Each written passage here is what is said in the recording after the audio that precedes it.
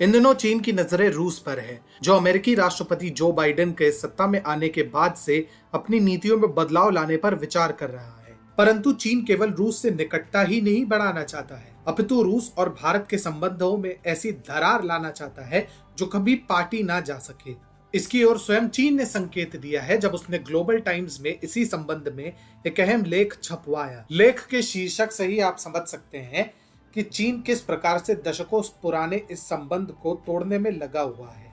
इस लेख में चीन ने लिखा है, रूस और भारत के संबंध अब पहले जैसे नहीं रहे। दोनों के बीच का व्यापार अब निम्न स्तर पर है।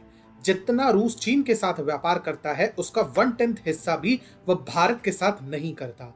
भारत के रक्षा बाजार में पश्चिम देशों के बढ़ते दखल से दोनों देशों के बीच का सैन्य सहयोग बैकसीट ले रहा है, जिसमें पीएम मोदी का मेक इन इंडिया रणनीति आग में घी डालने के समान है। इसके अलावा दोनों देशों के क्वाड, अफगानिस्तान एवं चीन द्वारा प्रस्तावित BRI के प्रोजेक्ट पर भी मतभेद उभर कर सामने आए हैं। अपने इस लेख के जरिए चीन भारत और रूस के बीच तनाव दिखाने की कोशिश कर रहा है, जिससे दुनिया में यह संदेश जाए कि भारत रूस को महत्व नहीं दे रहा।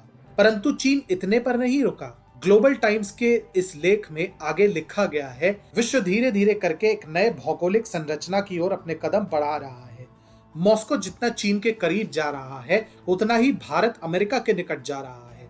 अगर ऐसे ही चलता रहा तो दोनों देश एक दूसरे के कट्टर दुश्मन बन जाएंगे।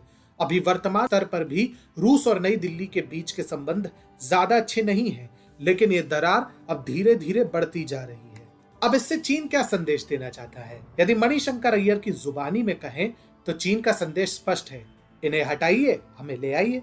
ऐसा इसलिए है क्योंकि यदि रूस को चीन और भारत में से किसी एक को चुनना है तो वह दशकों से ही भारत को चुनता आ रहा है और आगे भी चुनता रहेगा। रूस भारत के प्रति कितना निष्ठावान है, इसका अंदाजा आप इसी बात से लगा सकते हैं कि जहां एक ओर अपने अत्याधुनिक मिसाइल डिफेंस सिस्टम S-400 की डिलीवरी चीन को देने पर रूस ने रोक लगा दी, तो वहीं भारत को इसी सिस्टम की डिलीवरी समय से पहले देने की व्यवस्था भी रूस ने ही की। इसके अलावा रूस चीन से भले अपनी निकटता बढ़ा रहा हो, लेकिन वह चीन को अपने ऊपर हावी कतई नहीं होने देना चाहता है। इसका प्रमाण तभी दिख गया जब आर्कटिक क्षेत्र में दशकों पुराने एक शस्त्र टेस्टिंग लैब को दोबारा खोला गया, क्योंकि इसी क्षेत्र पर चीन वर्चस्व जमाना चाहता है, जबकि रूस इसी क्षेत्र में भारत को निवेश के अवसर देकर अपने संबंध भारत के साथ और मजबूत बनाना चाहता है। ऐसे में मरता क्या ना करता, अब चीन ने रूस और भारत के बीच वैचारिक मतभेद को भड़काने की दिशा में काम शुरू कर दिया है,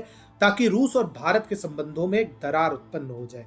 लेकिन चीन भूल रहा है कि ये रूस है, नेपाल या पाकिस्तान नहीं, जो उसकी चिकनी चुपड़ी बातों में यूं ही फंस जाएगा।